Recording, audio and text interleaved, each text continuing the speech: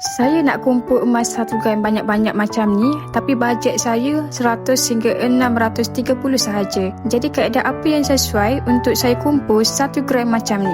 Tengok video ini sampai habis dan save untuk rujukan akan datang. Di Public Gold, kaedah pertama yang kita boleh beli item 1 gram adalah dengan kaedah outright purchase. Tapi kaedah ini tidak digalakkan sebab kos untuk dapatkan item 1 gram ini agak mahal, which is harga dia adalah 680. Tetapi kalau beli melalui account Gap, harganya ikut harga semasa iaitu 627 hari ini.